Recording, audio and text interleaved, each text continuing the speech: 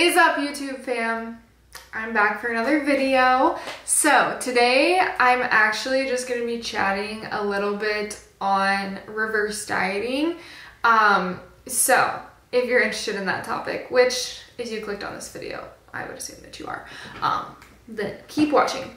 But the reason that I want to talk about this today is because, so I posted a video a while back about being in a calorie deficit, and I actually have an updated video too, so I'm going to link my updated video below because for some reason my old video all of a sudden is getting like 10K views a day, and I'm just like, I don't know what's happening, but you guys should watch the updated video, not my really old one.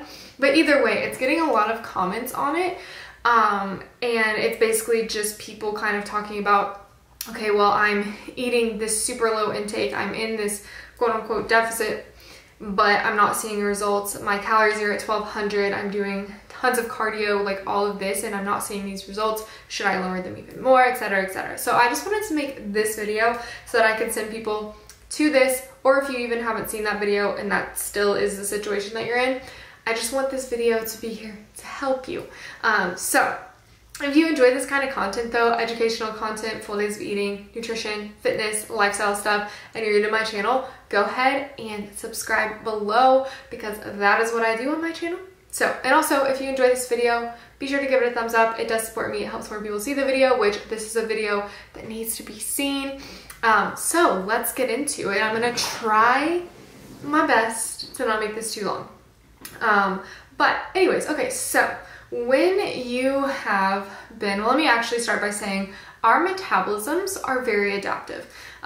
So you can kind of look at metabolism as basically like how your body burns through the energy that you intake, but in a very simple way to put it, like how many calories that you burn in a day. And our metabolism, how many calories that we burn in a day, changes. It's adaptive, and we would want it to be adaptive. So if you have been on a low intake for an extended amount of time, let's say 1200 calories, and you maybe saw results at first, but you're not seeing results anymore. Well, that's because, as I said, your metabolism has downregulated. So let's say that before you ever started dieting, like ever in your life, let's just say that your maintenance was like around 2000 or so calories. It was probably a little bit more. These are just general numbers. But then you saw progress for a little bit, and whenever you dropped them down to 1200 because it was a deficit for you at the time. But over time of being in that deficit, your metabolism is going to adapt because your body is going to learn how to be more efficient because that's its survival mechanism. If you're eating a lower calorie intake, it's not just going to keep wasting energy. It's going to find ways to adapt to downregulate that metabolism. Your thyroid will downregulate, other things will downregulate, you'll stop moving as much, lots of little things. But in the end, your new maintenance is going to be down here at 1200 calories.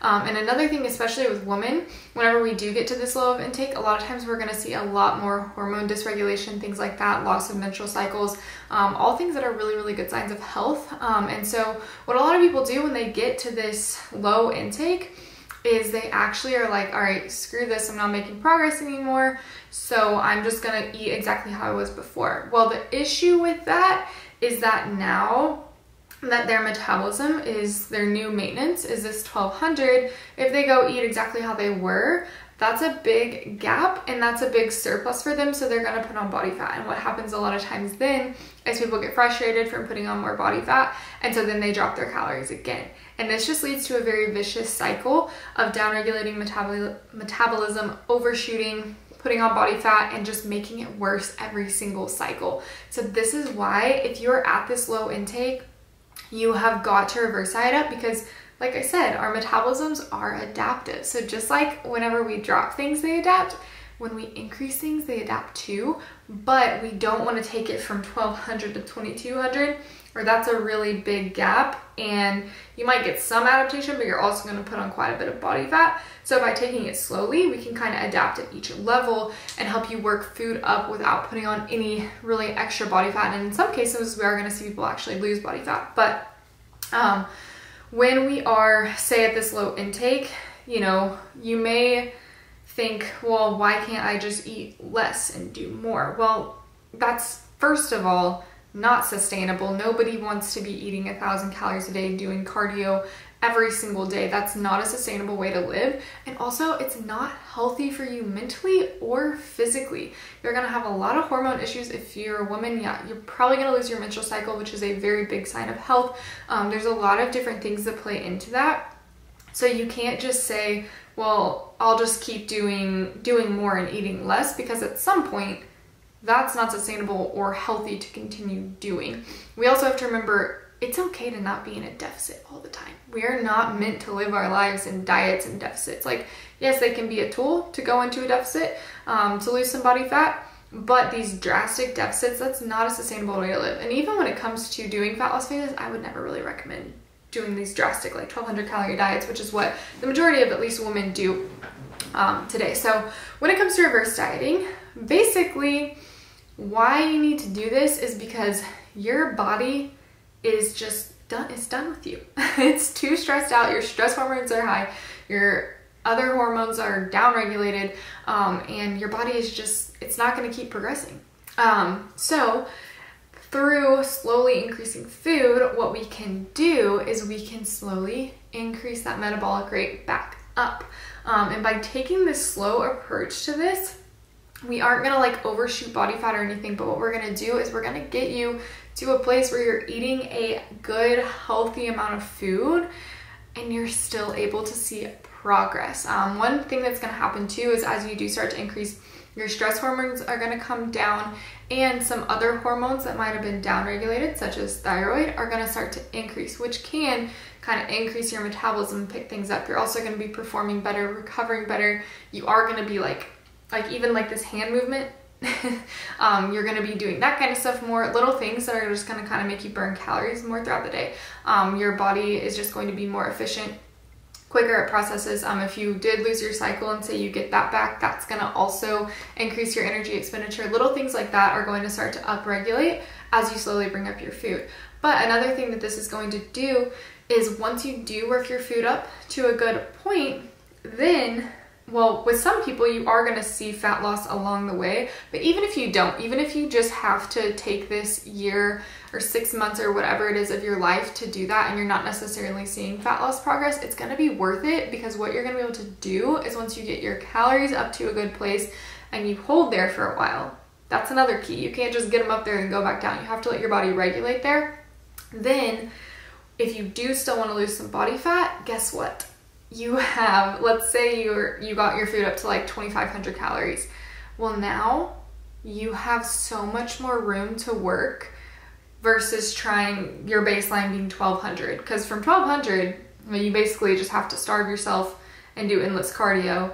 But if you work up to like 2,500-ish and not a lot of cardio, slowly over time, stay there for a while. Well, now if you want to do a fat loss phase, you can actually diet on a very sustainable amount of calories. Maybe you drop your food to 1,800 and you're just doing a couple like walks a week instead of drastically dropping things. Because if you get them up there and then you drastically drop back down again, you're going to put yourself in the exact same position. You have to cut the quick, drastic diets. But yeah, what that is going to allow you to do is to diet on a very healthy and sustainable intake and actually see progress, because your body isn't beaten to the ground, stressed out, downregulated, all of that. So the thing though that this takes is a lot of patience. You want to realize that you are doing this for the long term. So yes, some people in reverse diets are going to see fat loss along with that, but for some cases, it may just kind of be something where it's the time that you have to take in order to eventually see the progress that you want. Like you're setting yourself up. It's almost like the diet, the pre-diet, the diet before the diet for some people. And you just really have to be okay with that and realize that it's kind of part of it, and that it's 100% okay to not be exactly where you want to be in a week, and it's okay to not be dieting 24/7. I think that that's very, very bad for us physically and mentally. So yeah, just realize too, everybody's reverse diet is going to look different. I know that you see a lot of this stuff of like, oh, reverse dieting always leads to fat loss, and that's not necessarily true. Yes, in some cases, and in a lot of cases, actually it does, because we see metabolism pick up, we see processes that were kind of downregulated, upregulated, all of these things, but regardless. And if you take it slow, with like little increases to reverse diet, you can actually still see like some body recomp. So maybe you put on some muscle, lose a little body fat, see some recomposition there. But yeah, that's kind of what I wanted to chat about today. Hopefully that was helpful. In terms of like how to do reverse dieting, I might just do a full video on that, but that's also something that like I am big on in my one-on-one coaching. So if you are a woman out there and this is something that you struggle with, go ahead and apply below. You'll fill out a little form. We'll hop on a call, discuss what all comes with my 12-week program, discuss like how I can help you through this, because every situation is going to be a little bit different. And yeah, so apply below if you want to. But in terms, just kind of like general suggestion would just be kind of slowly pull out cardio and slowly work your food up. But I don't want to get into too many specifics here in this video because I might either save that for another video, or I mean, that is something that I help with my coaching. So, but yeah, that's that. So be sure to give this video a thumbs up if you enjoyed it, if you learned something. I hope that that kind of made sense, like how it happens. And it's nothing to be like ashamed of or be like, oh, something's wrong with me. That's just your body saving your life and not wasting energy. It's just part of it.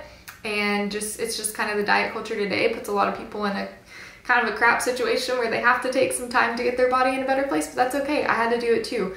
So yeah, be sure to give this a thumbs up, comment below if it was helpful, and I'll see you guys in my next video. Bye.